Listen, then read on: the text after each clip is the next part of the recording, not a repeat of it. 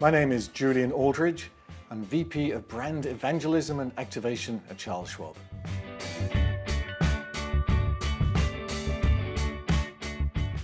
Business case for change was really very simple. Schwab had been a successful challenger brand for over 40 years. We knew how powerful our model was, but the industry and the average investor did not. For Schwab to survive, to thrive, to offer investing like this for a future generation, we had to look internally, challenge ourselves to challenge the future, and also to make it very clear to the investor what we stood for, how we pushed up against the broken brokerage model and offered a modern, different way to invest with transparency, accountability, and partnership. So for Campbell's, or any company to be honest, you have to understand really what is the business case. Why are you doing this? What's the imperative? And then when that is clear, it becomes very easy to create a lighthouse identity that people can rally around, that's based on a business case and, critically, some core consumer insights.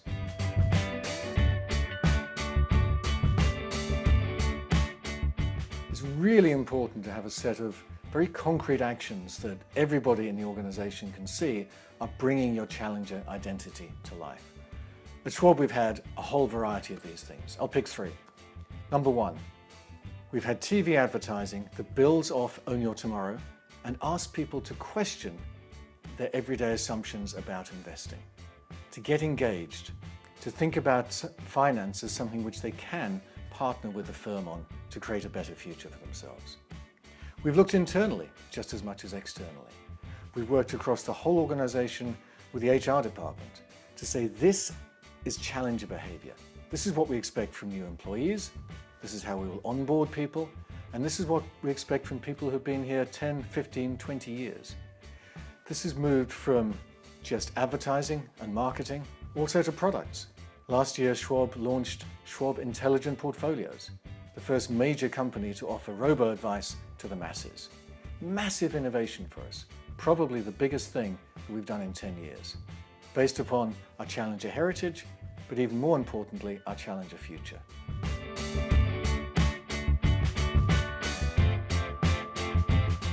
One of the most important things that happened at the very outset of our challenger journey was our CEO standing on stage talking to one of the TV stations saying, Schwab has always been a challenger. Now we are recommitting to that challenger journey. That was an incredibly powerful signal from the very top that said, this is not just our past and our present, it's also our future. That helped us then take it throughout the organization, not just from marketing, not just from HR, but to every group, every business unit, and every department with a singular mission to reignite that challenger flame.